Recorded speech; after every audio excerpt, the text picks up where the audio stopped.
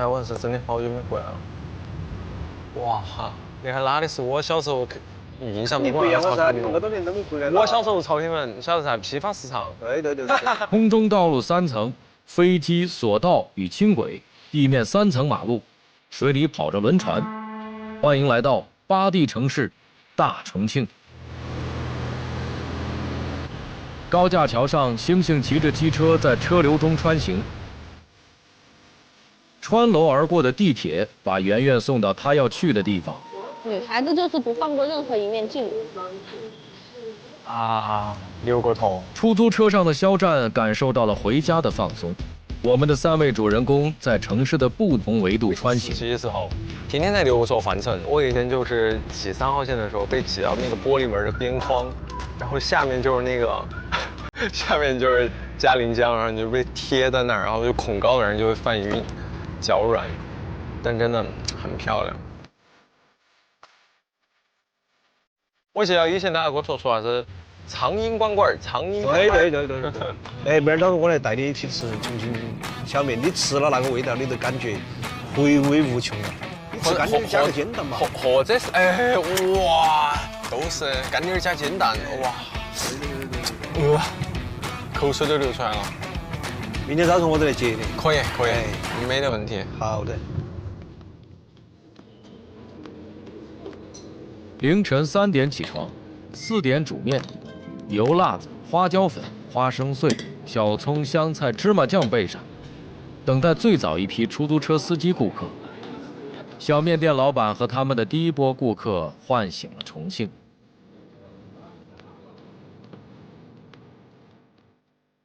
老板，2两小面。我也要2两。我加个煎蛋。要不要海椒？少放点海椒。为了能吃上记忆中的板凳面，肖战起了个大早，趁天没亮，跟郑师傅一起过来。起硬点喽。我也要起，你起。哇，他那家面还是可以的，我们平时早上基本上都在那儿吃。一般那个店几点钟开吗？一般3点钟。3点钟就开了。哎，我只开到那下午2点半了。那还是多吃我觉得。好来。哇，谢谢。重庆小面最早是为吃不起肉的穷人准备的，用调料调出来的味觉盛宴。高低板凳当桌椅，开宝马和蹬3轮的坐一起。这是重庆街头几十年不变的烟火场景。你喜欢吃干点？主要有时候觉得哈，那些味道啊，它对于其实那种老重庆来说，不仅仅是那种味道啊，它有时候是一种记忆，一种回忆。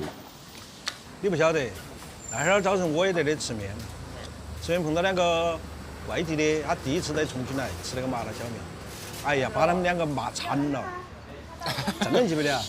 你看我现在眼睛水都有点出来了。他们2个还不是一样的，2个吃得遭不住了，就是那种自个喊，哎呀，啷个恁个辣呀？吃得他们2个眼睛是直梗的，就是那种。我说有没那个伤心了，我吃的那个，真的觉得。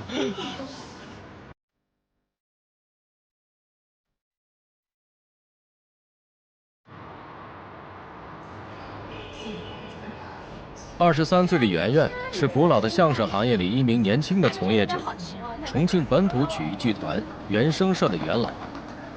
演出在解放碑的严启佑书店，咖啡厅当化妆间，消防通道是对词室，摆张桌子就是舞台。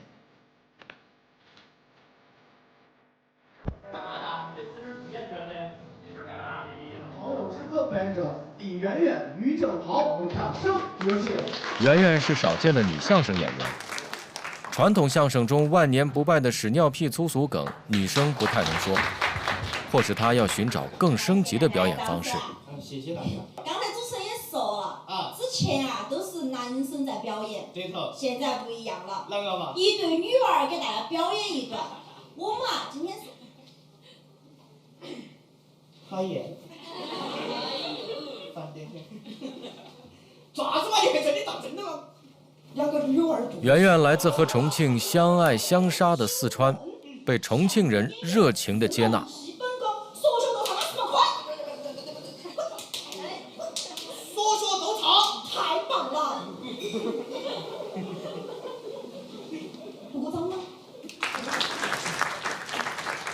各个地方有各个地方的方言。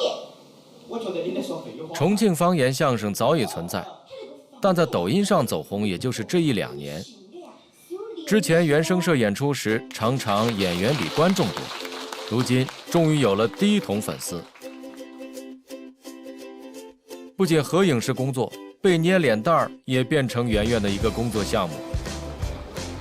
我又想在那里打板。观众离去了，演员却久久不愿散场。小伙伴们走着，意气风发地讨论着。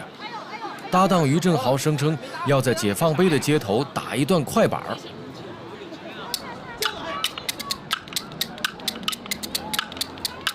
我给他丢两毛，丢2毛，来，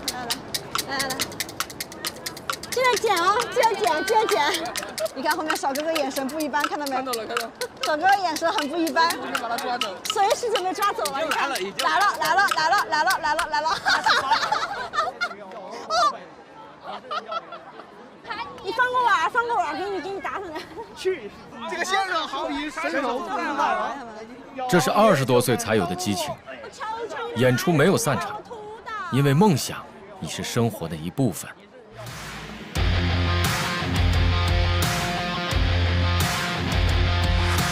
重庆道路上坡下坎儿，起伏不平，摩托车是最方便的交通工具。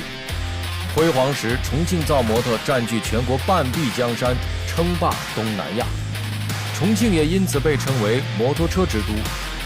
机车发烧友星星最喜欢跟一帮老友一起呼啸上南山。星星想象中的自己是闯荡江湖的浪子，但他的日常画风其实是这样的。造型霸气外露的星星，其实是个典型的重庆耙耳朵。我可以说那一辈子我都没给别个梳过头。他对自己在家里的定位就是个勤务兵。真的，你看我那个光头需要梳不梳嘛？哎呦我的天哪，整烂了！2块，对不起的，我把你的棱角膏整烂了。你看你想吃啥子锅？快点吃嘛！哦，讨厌。你是啥子吃法？每一个吃2口都扩大点了。吃嘛呀，你吃剩下的都是我的。我每天早上吃啥子，取决于你吃了些啥子。来，过来，不要跑。听啊。43岁的星星曾留学巴黎，现在是一家广告公司的小老板。那个是胡子油，别人来说噻，嘴上无毛，办事不牢。好，现在就希望第一有点胡子吧，别个看起来可以得到信任。现在整了一脸大胡子过后，都成了个麻烦事了。现在都没安保养，不然的话那个胡子太脏了哇哈，都感觉没办法出去见人的。别被星星的粗犷欺骗，其实他是个精致的糙汉。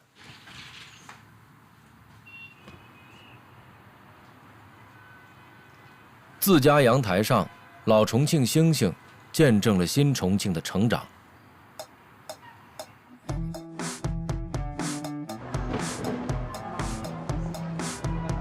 七星岗不叫七星岗，叫七星岗。为了准备年底的封箱演出，圆圆和于正豪来老城区寻找重庆老故事。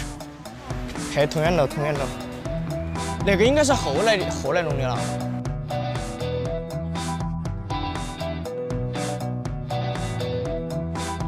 我们要去出去门是不是？啊，走吧，我们去。所以老重庆5城原来都是渝中半岛那个来的嘛，它就是那个追来就相当于。有点打个板吧，不然打个卡打个板。勤奋的于正豪又开始打板，哎，但却是圆圆遇到了粉丝。人生啊！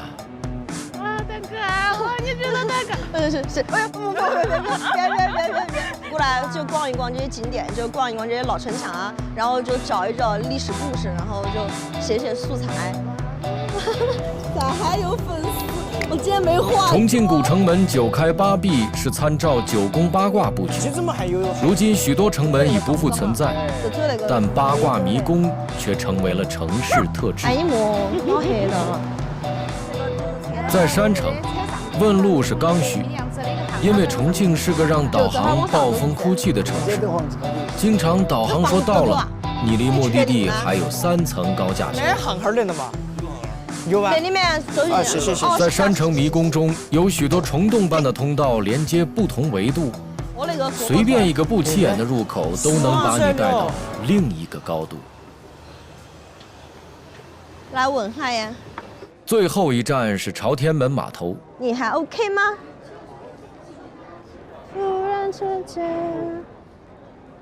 忽然之间，天空出现了重庆冬天稀有的金子一般的阳光。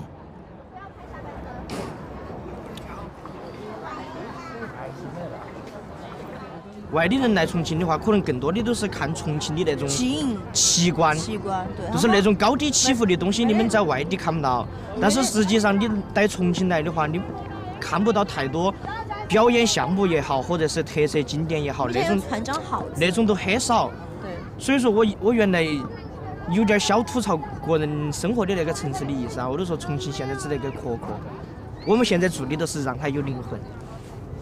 哎呀，把你说很高大上。我们现在做的事情都是让那个壳壳有灵魂。哎呦，这头。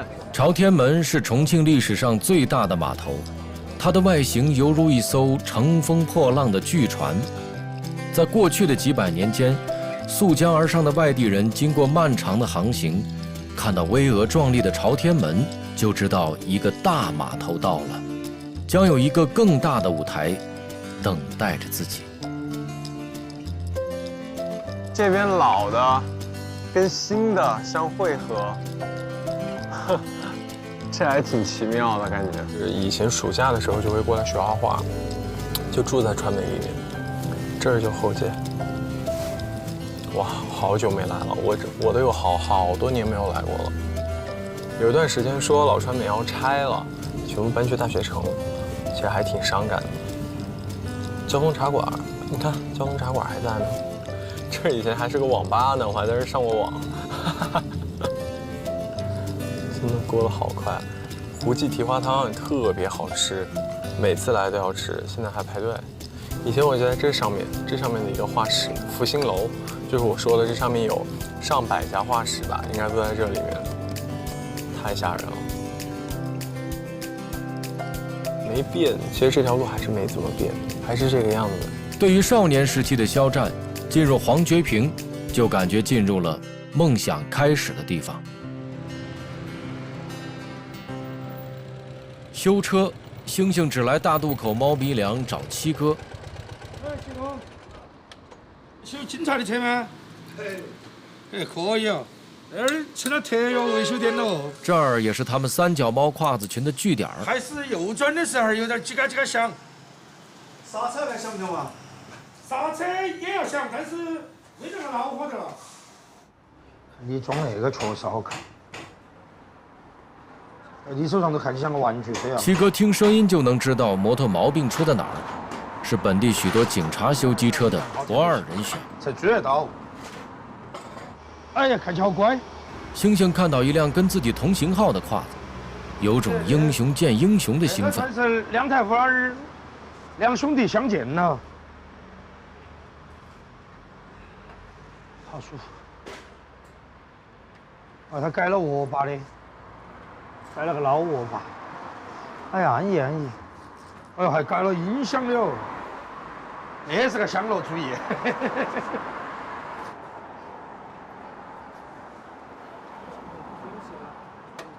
七哥以前是老重钢的电工，是80年代就玩摩托的老炮，也是星星心目中的江湖前辈。我可以那么说，不找你的话，我还不晓得找哪个在那。几十年没变的修车铺像城市里的时光隧道，星星喜欢来这里，因为可以重温童年记忆。我踩了几脚刹车都没问题的，确实。怎么了？我专门找一天来。加工那个垫片。啊，专门找一天来弄。这间维修铺以前是老重钢70年代的供销社，房子年头比星星年纪还大。喝口你的茶。你的茶是简直是有，我做这个东西随时都在抓个去。你的茶是我最想来喝的。修车是次要，每次喝七哥这缸茶，跟七哥聊天才是星星的重点。你在这的茶是让我啷个都想起小时候我们老二昌头那些工人叔父喝的那个沱茶了，喝起舒服。有老重庆记忆的时光隧道还有很多，分布在山城之中，比如三角道的军歌书屋，曾是火车掉头的铁轨上，如今到周末是放露天电影的场所。军歌书屋有种魔力，附近的猫猫狗狗在这里玩着玩着就不想回家，所以这里有3只猫3只狗。街坊晚上散步时会拎一些伙食一起喂。在这里，你分不清谁是顾客，谁是军哥的朋友。饭点还不想走，可以留下来吃军哥做的面。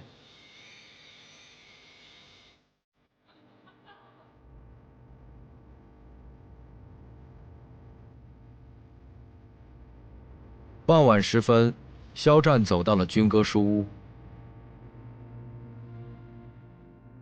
哇，你好，你好，你好，你好！看到那个地方，好神奇哦。可能那些门牌你应该很熟悉里面，反正包括小水池、黄竹那边的18梯呀。啊，18梯。那里西路上。啊，水上西都是你都是收集回来的。对对对，它实际上也是个地名，也是个重庆一个历史一个建站。来，看那个，你肯定对那个很了解，里面的方言。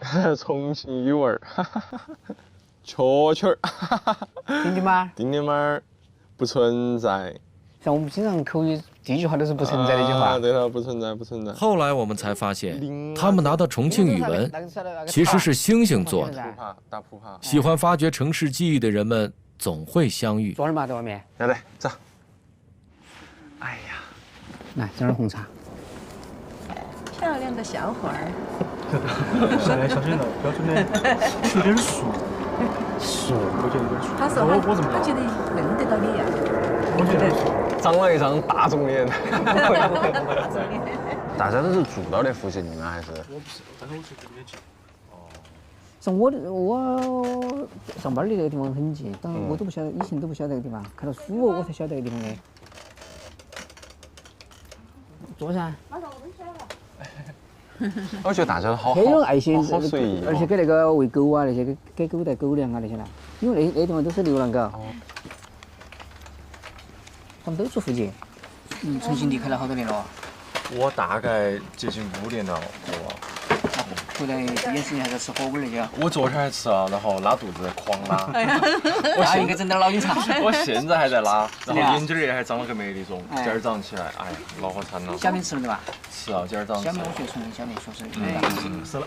啊，我觉得那个地方很像我小时候都是，当然不是在那边儿哈，很像我小时候都是那种房子也是那种，都是那种矮房子居民楼，然后也是那种到晚上啊，大家都会聚到一个地方，然后来摆龙门阵，摆龙门阵，小娃儿就个人在旁边耍。我们小时候就是属于在旁边耍，然后妈老汉儿啊，都有时候摆点龙门阵、打牌呀、喝点茶呀。其实马上都像现在能够做起哈。现在你好熟？我现在啊，我28岁。所以其实我也不小了。在我们那边儿当时0号他们取经，取了个坐下。朋友向翔来给军哥送一本书，他俩都是重庆历史地理爱好者社团中大神级的人物。我哥开瓶天府可乐上，回来到年节了，每次都要来整瓶天府可乐。满满童年回忆的天府可乐曾经销声匿迹，近年才重现江湖。想到那个，看一下我的那个开单，可以看一下。哎，那个还是个感觉。烤火盆儿。可以。马上我来整哈。我跟你一起。哇，我记得我小时候我们个人在外面都是野粑粑上面生火，然后烤红烧。讲究那个油火很香。不存在。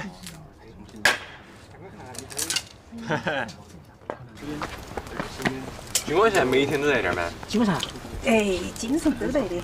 哎，我觉得那种好好哦，就感觉都是回归了哈。都是啊，就周围那些熟人又多，都感觉都像我们那个70、80年代那种感觉。对头。你好认点手哦。我晓得哎。哇，那猫儿好乖啊。都是流浪猫。咪咪。高兴了，高兴惨了，它开始咕咕咕了。高兴惨了，咪咪。当时你们渝东那边住的时候，对哪些东西最感兴趣？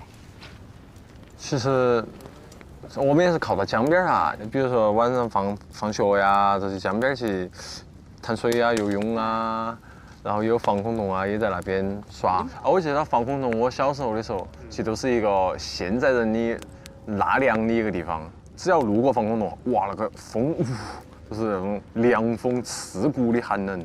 它整个来说，防空洞在渝中区的时候，包括那个啥子医院呐、后头学校啊，包括工厂，全部在里头。所以说，在那个13年的时候，整个重庆人口只有42万，但是防空洞所能容纳的人口是44.5万，所以整个来说都是一个地下城。所以很多都不晓得，原来我们小时候都喜欢装防空洞。哇，那个好带感哦，那个感觉。都是啊，有点那种地下城与勇士的感觉。而且还有那个里头的故事很多，我感兴趣的话，明天都可以一起去走一下。可以。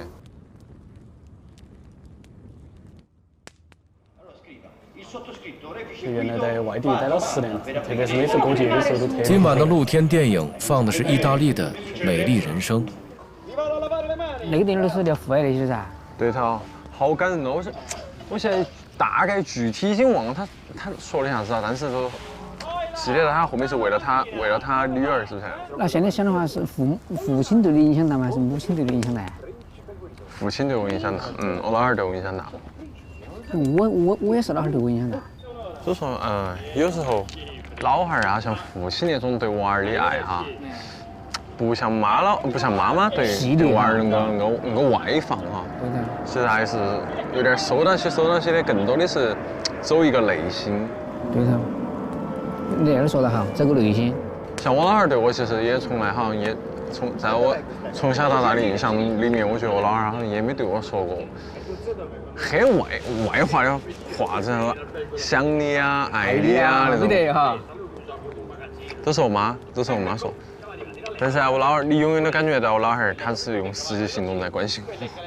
比如上大学的时候，生活费啊那些狗啊。基本都是他老汉儿先提出来哈，我娃儿也是狗啊。我妈都说啊又花完了啊，然后我老汉儿就说呀给他嘛。老汉儿大度些，真的。重庆男人的耙耳朵全国闻名，重庆男人自己却引以为傲，因为所谓的耙耳朵，根本是疼老婆、爱孩子。耙耳朵代表猩猩雄赳赳地出现在一群接学生的大爷大妈中。大师兄2个点。就是哇，是吃20吃100那是最好。可是这题很高啊。你考100考得越多，我越高兴。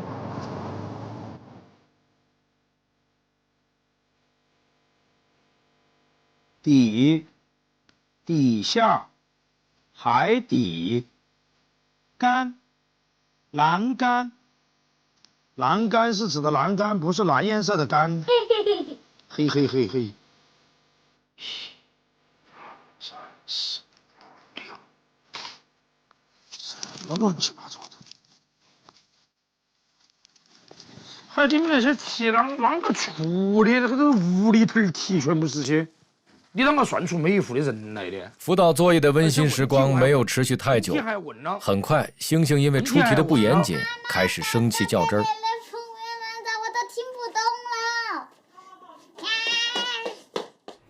你只能回答他多了几户，你不能回答他多了几个人。这种棘手场合只能靠妈妈出来救火。他说他单位大也是人，都是人。他单位大的是人，那我问你嘛，一户有几个人？你认真读题，你告诉我呀。他告诉了你们的一户有几个人嘛？你都着算他那个，着算他。那个不是着算，对小朋友的教育。现在，那我们着算课前可以啷个放就啷个放吗？想变好多数就变好多数呢。被老婆赶出屋的星星，趁机回到了自己心爱的收藏中。那是个老的流程，你看他那是日本产的，应该很大年岁了，比我年岁大，是老的哥伦比亚。或许受重庆抗战历史影响，星星是军事迷，收了许多2战时的老物件。他那个不是要卡，卡到了，先把它钉在那里，就给它上调，4、5、6、7、8、35、35、37、38、39、40。那个是为啥子要数数哈？数数的原因是因为它是老的发条，太老了。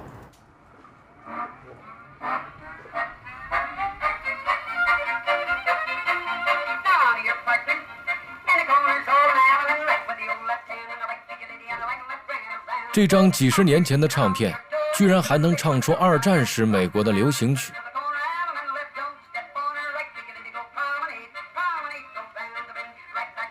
那个声音没得100年，也有几十年了，估计唱那个歌的人都做古了。那个是我收藏最得意的一个，开始在动了，就可以开始拍了，啊，就那就看到外面就可以。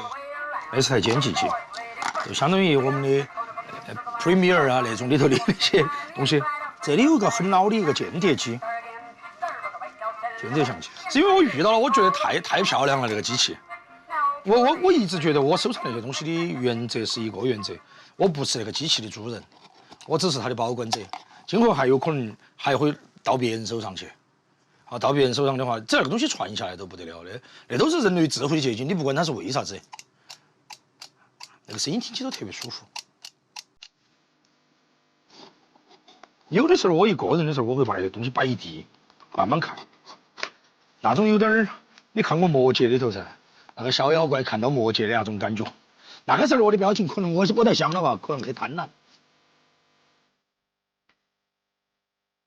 老物件儿通过保管者流传下去，就像一座大城的魂魄，经由一个个小人物的记忆保存了下来。冬天的下午，圆圆和于正豪拎着演出服，坐了很久的地铁。去年会上演出。年前是剧团最忙的时候，每周都有几个企业演出，圆圆的嗓子都哑了。看到圆圆士气低落，于正豪拿出一个紧箍咒逗她。曾经，哦，你带上他，你就是我的儿子了。现场的各位观众朋友们，大家晚上好。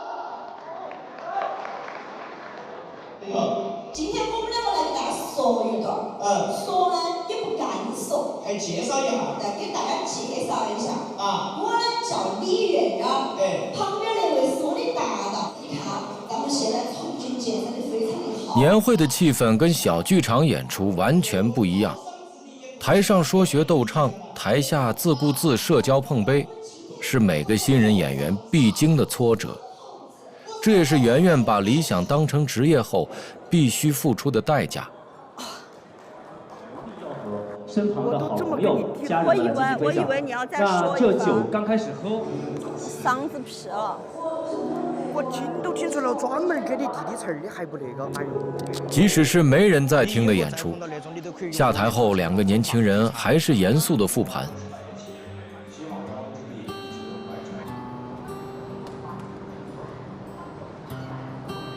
演出结束，圆圆坐地铁回家，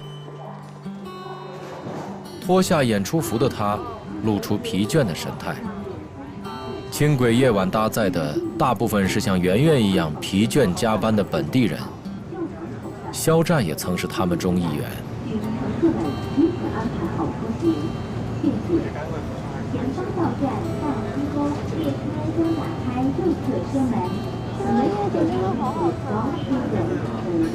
窗外夜景璀璨，就是出自像他们这样奋斗着的平凡的人们。是普通人创造了城市的精彩。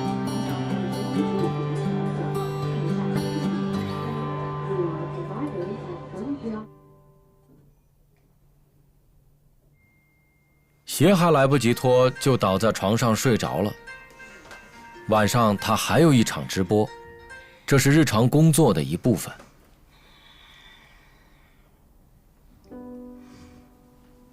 下班后，圆圆还需要上舞台以及做直播，她的舞台梦需要她双倍的付出。丧丧地拖过直播架，开始直播。欢迎大家，圆圆今天开播啦！谢谢成都啊，太长了。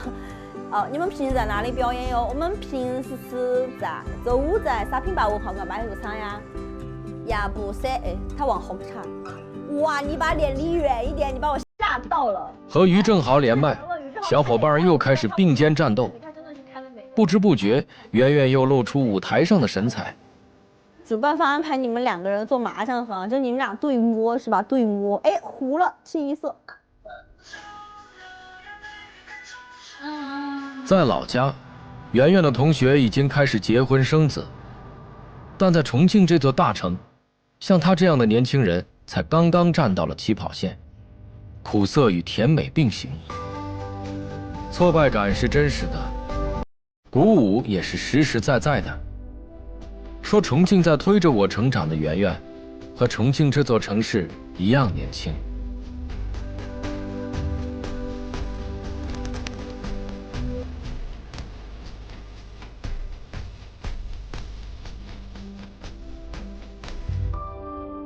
所以说里面的话是3层楼的空间，对头。哇，我觉得好神哦。哎，所以说实际上你在地下也是要上下楼的。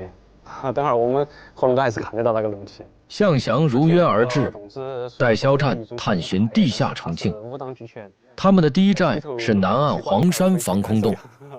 他们为啥不把都知道重庆地面是个立体空间，开发出来？其实它的下面还折叠了一个地下世界。只能是说，即使现在要开发的话，可能要一段一段的进行开发是比较好的。我们就开始地心之旅嘛。哦，要得。还要拿那个电筒，我有点紧张。那面我在先头里头走。那面是没得灯儿的吗？对头啊。其实冬天在里头还很暖和，夏天很的凉快。哇，我们真的要那个进去啊！哇，可以看到它实际上还是原来的那种原型。哦，我觉得这个真的太伟大了。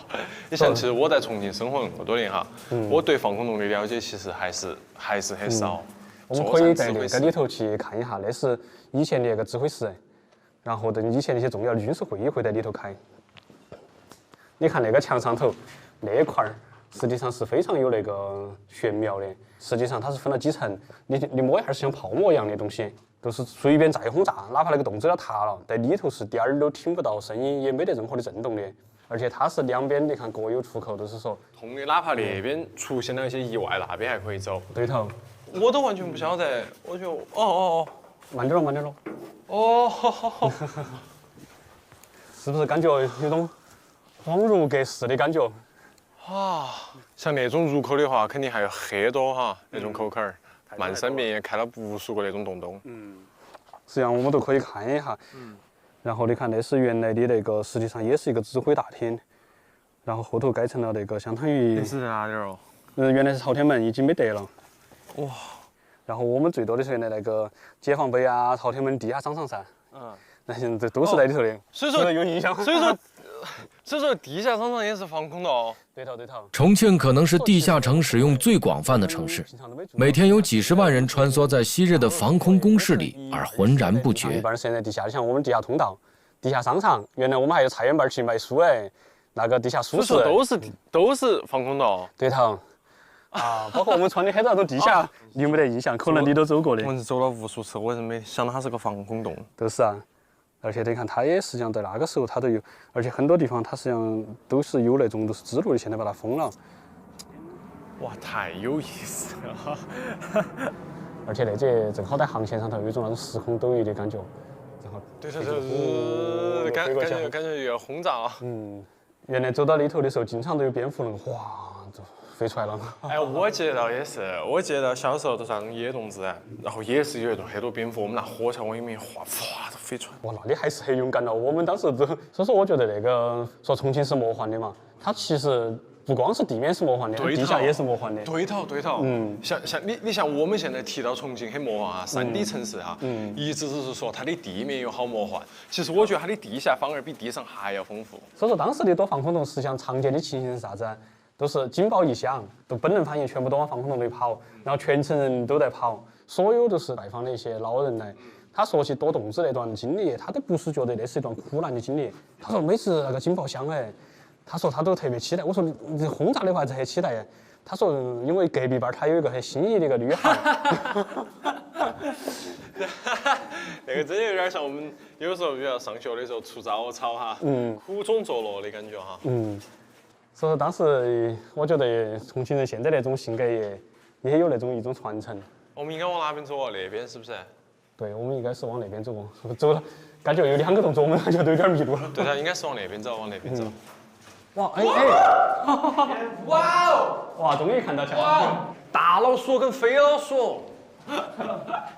其实原来那个地方是个通风口，后来把它封了，怕漏水。加油加油！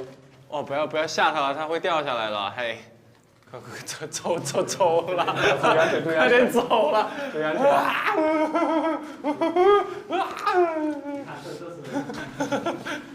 看那啥子？跑！哈哈！喝惨了噻！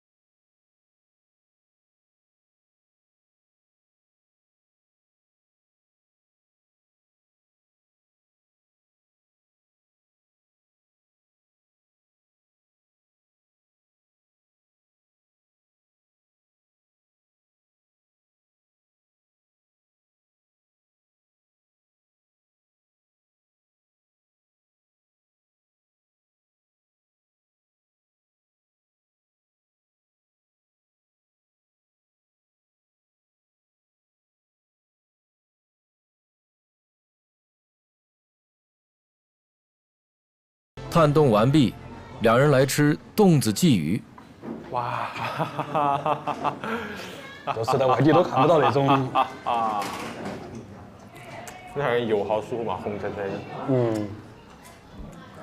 哇，那鱼太巴适了，就感觉很爽。哎呀！那你小时候也是在相当于那种大院或者厂头那个长大的吗？厂区。也在厂区长大。嗯。其实我觉得这个也是重庆当时一料哎，很多人因为重庆它是一个工业城市，特别是一个军工城市，很多人都是那种大厂那个厂子里那个长大的嘛，都认得到，看他邻居全部，基本上妈老汉儿他们都相互都认得到。哇，重庆的鸳鸯锅，就像你那炙热的灵魂，神经病。别的城市的鸳鸯锅是太极，你好，我怕那个门。重庆的清汤锅是一个渺小的同心圆，诉说了清汤被歧视的一生。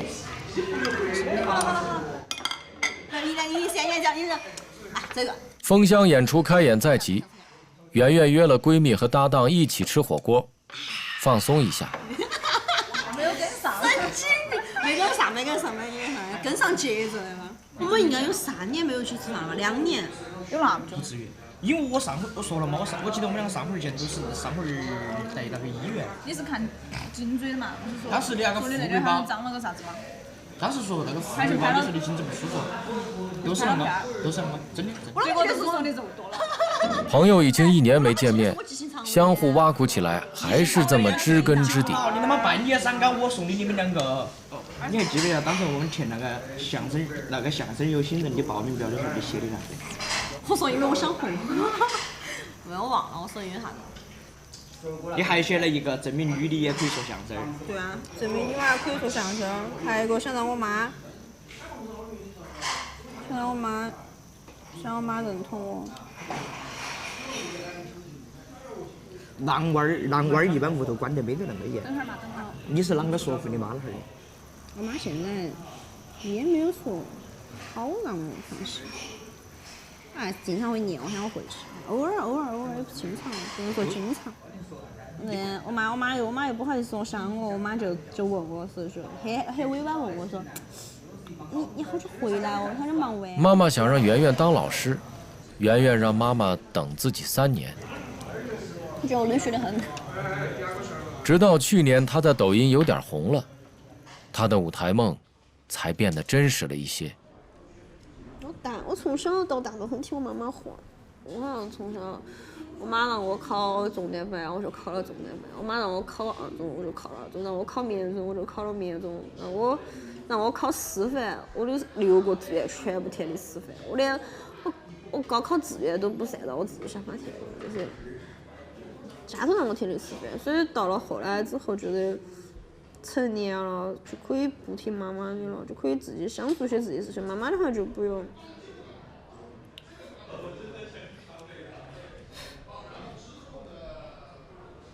说活了，就眼泪都止不住，就烦了，我也不说活着。没烟的这么。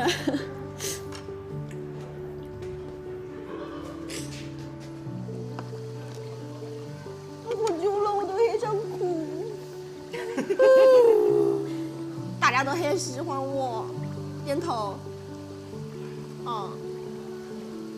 脾气很好，性格很好。你把个人都说笑了，我没话了。脾气很好，性格很好，很会照顾人，全天下最优秀的人呐。信哥点头，镜头点头，镜头也要会点头。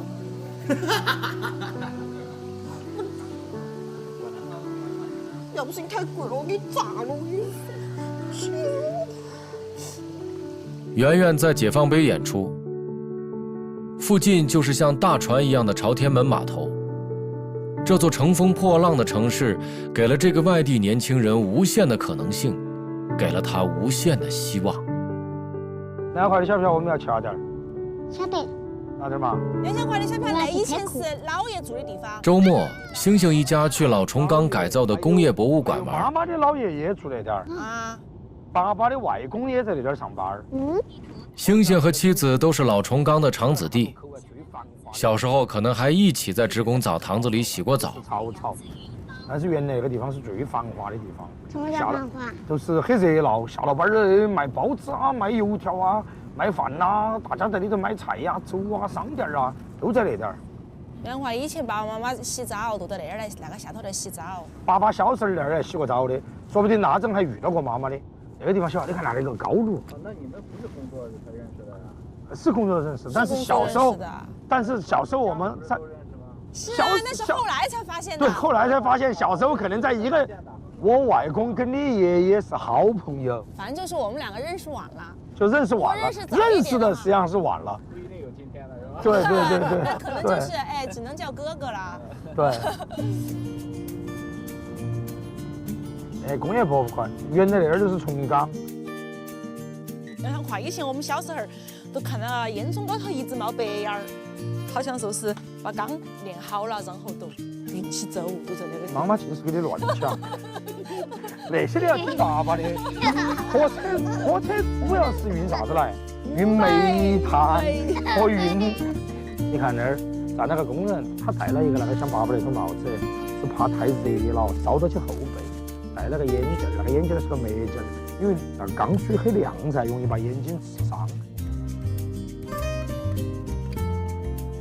对，他在吹啥子？对，他在吹鸡腿。吹玻璃，哎，快来看！我跟你讲哈，我们屋头哪个开得来机器？奶奶开得来。奶奶和爷爷都开得来那个机器。那个大炮枪你不喜欢看就算了，摩托车你要不喜欢看，我这彻底要哭了。哎呀，跟你说不喜欢就不喜欢嘛。那些东西我们都用过的，你看妈妈小时候的手风琴都是那种。哎，真的是。那这块看我小时候的手风琴。没哪样东西没得。真的是没哪样东西没得。然后我给你讲个，有个东西，那个是与吃有关的，你过来看一下。你喜欢喝可乐噻？你想喝可乐噻？爸爸妈妈小时候呢，没得噻，可乐也没白吃可乐。只有天府可乐。天府可乐那是重庆人自己的可乐，那像时光机一样。爸爸像2个小的时候就做过的，他调到江河江的，调到江高点，从那边那个岸上一直给他坐过去。那天我带你一起坐索道嘛。我们从小生活在这个，你看外头那个火车，都是那些爷爷造出来的。是开爷爷的手。那些爷爷还是很能干的。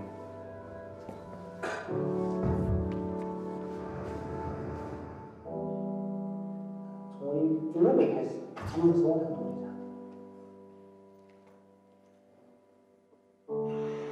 当我有时候审视到很高的人看到那个那片十里康城的时候，根本不敢相信，他在几年后他会消失。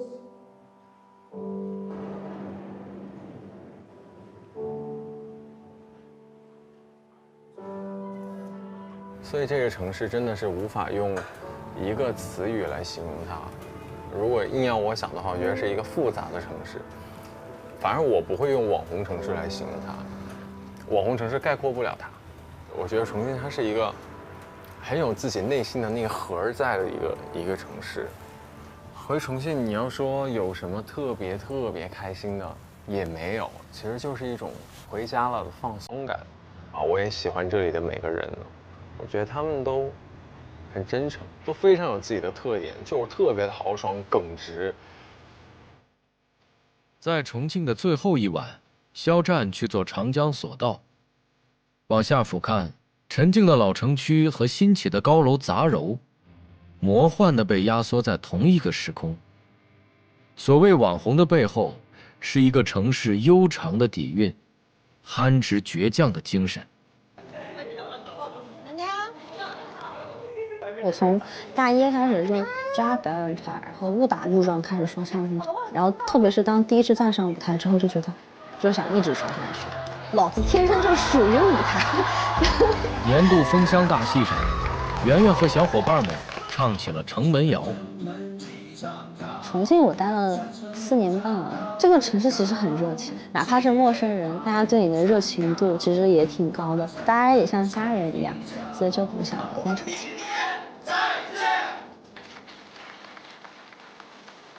所以这个城市的变迁，某种程度上，我现在愿意去顺应它的变迁，但是在这个顺应过程中，我可以坚持一些东西。我没有什么远大抱负，我打这儿出去，我要就在这儿，因为我行得最开的所有一切方法，在这儿都适用。要说的好多，但是可以把它归结一个，我得意，我打哪儿我都很得意，说我就是重庆人。星星和好友去他们收藏的另一个时光隧道，一个地下通道里的老茶馆。你说这是一帮江湖上的游子吧？我得意，我乐意，因为我爱这个城市。大众对我的认知其实就是一个看起来可能文文静静的这样一个，但是其实我骨子里面其实是很重庆人的那个性格，其实特别刚烈。当我如果在外地听到有人说重庆的不好，或者是在我面前有吐槽的话，我就会很愤怒，或者是很义愤填膺的告诉老师，重庆就是很好。重庆是一个复杂的城市，它有一种朋克未来感。你可以看见它的一山而建的高楼，非常的魔幻，桥梁交错而建，轻轨拔地而起，在楼里面穿过去穿过来的，你会觉得哇，这个城市太梦幻了。但是一个拐角，你会看见大家就聊天、打麻将、打牌，小孩就是在那儿欢声笑语，特别的质朴。然后你还会看到喝着酒、光着膀子的年轻人，满头大汗，吃着小龙虾，吃着火锅，大声的吆喝、划拳、喝酒，火热的那种气息。重庆女婿老刘靠一手地道的重庆火锅征服了本地人。新年将至，军哥向老街坊赠送春联儿。在这个变化的时代，固执地延续着老城区的人情味儿。留学法国的四毛在百年山城巷里开着一家小吃店。风光摄影师张坤坤像一匹独狼，出没在重庆最高处。